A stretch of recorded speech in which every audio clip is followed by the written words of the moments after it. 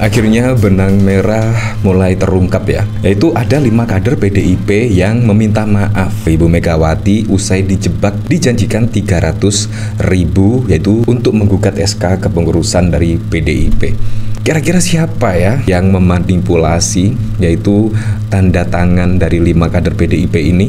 Nah, kalau kita melihat dari pemberitaan di sini, wah kayaknya skenario ini bakal berantakan ya. Bahkan juga dari 5 kader PDIP sudah mengaku, bahkan juga sudah meminta maaf. Apakah besok gugatan SK kepengurusan PDIP akan batal sebelum berkembang? Ya kayaknya memang seperti itu. Nah, kalau kita melihat pemberitaan dari sini ya, saya juga penasaran, kira-kira siapa ya sosok yang setidaknya meminta 5 kader tanda tangani gugatan SK kepengurusan. Nah, bahkan di sini pernah nyalek lewat Golkar. Wow. Nah, dari berita Tribun News ya, politisi PDIP Guntur Romli mengungkapkan sosok yang meminta 5 kader PDIP yakni Jupri, Jairi, Manto, Suwari, dan Sujoko untuk menandatangani gugatan surat keputusan SK kepengurusan DPP PDIP 2019-2024 diperpanjang hingga 2025 bernama Egiyat BM Manalu. Guntur menyebut Egiyat Manalu pernah mencalonkan diri sebagai calon legislatif caleg DPR pada pemilu 2019 lalu lewat Partai Golkar. Berdasarkan tautan artikel dari salah satu media online yang dikirimkan oleh Guntur, Anggiat nyalek di daerah pemimpin Dapil Sumut 3 yang meliputi Langkat, Binjai, Tanah Karo, Dairi, Pakpak, Barat, Pematang Siantar, Simalungun, Batubara, Asahan, dan Tanjung Balai. Pengacara yang menjebak 5 orang yang mengaku kader PDIP adalah Anggiat BM Manalu. Kalau kita cek rekam jejaknya pernah nyalek Golkar. Guntur menegaskan PDIP akan melakukan langkah-langkah yang membuat Anggiat jera setelah menyalahgunakan tanda tangan 5 kader untuk menggugat SK kepengurusan DPP PDIP ke Pengadilan Tata Usaha Negara PT-UN, namun dia tidak menjelaskan langkah-langkah yang dimaksud. Wah, kayaknya ini rencana bakal berantakan ya, karena apa? Ya, baru beberapa hari yang lalu setidaknya menggugat SK kepengurusan di PT-UN, tiba-tiba ada 5 kader yang sudah mengaku lah, yaitu dijebak, kurang lebih seperti itu. Nah, menurut saya sangat wow sekali ya. Dan kalau memang benar-benar dari kader PDIP pasti juga akan setuju ya, setidaknya tidak bakalan menggugat lah.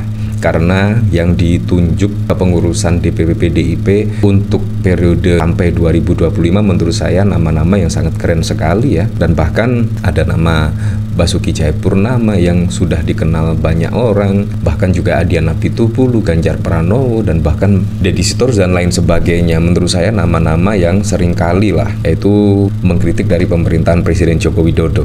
Nah, dari sini saya juga penasaran ya, kira-kira komentar-komentarnya seperti apa ya ketika 5 kader PDIP minta maaf ke PDIP usai dijebak dijanjikan 300.000. Nah, dari Arno murah banget harga dirinya, pecat aja mak. Dari Yanti 300.000 kirain 300 triliun.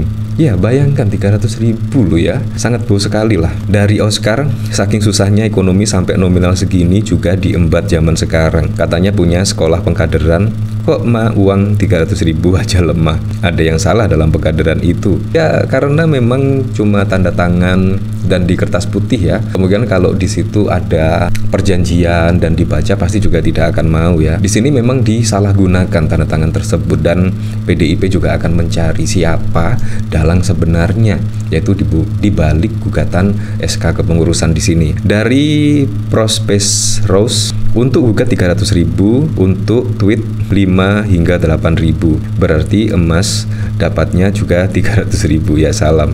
300.000 doang. 300.000 bisa buat apa zaman sekarang? Ya seperti itulah. Saya kira juga 300 juta atau seperti apa ya. Nah, bahkan juga dari PDIP tidak tinggal diam ya. Bahkan PDIP juga mengultimatum, wah setidaknya yaitu pihak yang memanipulasi 5 kader partai minta media ke istana dan tanyakan kepada Mulyono. Wah. Nah, DPP PDIP Perjuangan menyambut baik langkah 5 kader yang mengakui kelalaian dan akan mencabut gugatan terkait keabsahan SK DPP PDIP 2024 hingga 2025. PDIP juga memperingatkan pihak penguasa yang berada di balik penjebakan kader untuk melayangkan gugatan tersebut untuk jangan main-main. Hal itu disampaikan Ketua DPP PDIP Bidang Reformasi Sistem Hukum Nasional Roni menanggapi permintaan maaf 5 kader PDIP yang mengaku dijebak dalam kasus gugatan SK PDIP 2024-2025. Roni didampingi oleh Ketua DPC PDIP Kalarta Barat. Sebelumnya 5 kader PDIP bernama Jupri, Manto, Jairi, Joko, dan Suwari meminta maaf kepada Ketua Umum PDIP Megawati Soekarno Putri dan kader partai se-Indonesia. Tentu kami menyesalkan ya ada oknum-oknum yang kami lihat di sini adalah perpanjangan dari alat kekuasaan yang coba memanipulasi kader PDIP di mana mereka tidak mengerti dan polos, kata Roni pada 12 September. Roni menjelaskan berdasarkan kronologi para kader PDIP tersebut awalnya mereka disodorkan kertas kosong dan diminta untuk tanda tangan di atas materai. Ternyata kertas kosong itu digunakan untuk surat kuasa melayangkan gugatan SK Kemenkumham terkait kepengurusan partai. Nah, kami melihat hal seperti ini adalah hal manipulatif yang coba memanfaatkan orang kecil, wong cilik, orang kecil yang tidak mengerti hukum sehingga mereka diminta atau dijebak untuk menandatangani belangku kosong yang adanya surat kuasa, ujarnya. Dan hari ini kami sudah mendengar bahwa kader kami yang mencabut surat kuasa dan mencabut surat gugatan yang ada di Pengadilan Negeri Jakarta Pusat dan Pengadilan Tata Usaha Negara. Tentunya kami melihat ini adalah langkah yang menjadi tanggung jawab karena mereka mengetahui bahwa tanda tangan tersebut ternyata dimanipulasi. Sambungnya, ya bisa saja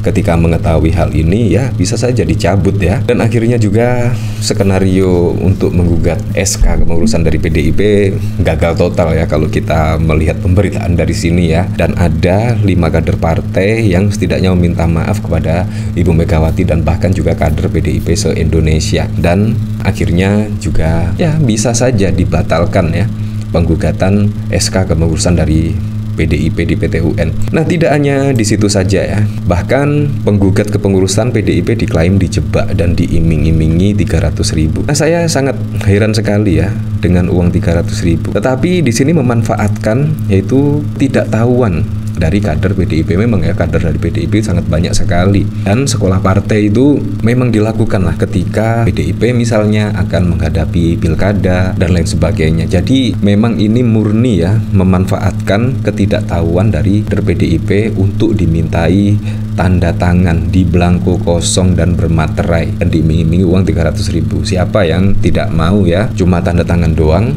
tetapi dikasih 300.000. Tetapi untungnya sudah mengakui kesalahan dan juga sudah meminta maaf. Untung saja ya. Nah, dari sini bahkan dikomentari oleh Agnir, bukan cuma pangsa pasarnya saja yang kesulitan ekonomi, kadernya saja bahkan belum dibikinin sejahtera sampai mudah diimingi. Apakah selama ini pendukungnya hanya sebatas jadi komoditas politik? Duh, murah banget harganya. Usut siapa pemberi pekerjaan? Ya, memang sekarang ini lagi diusut. Ya, tapi saya berharaplah pada pilkada serentak besok bisa berjalan dengan aman, berjalan dengan lancar, dan yang paling penting berjalan dengan transparan, jujur, dan juga adil.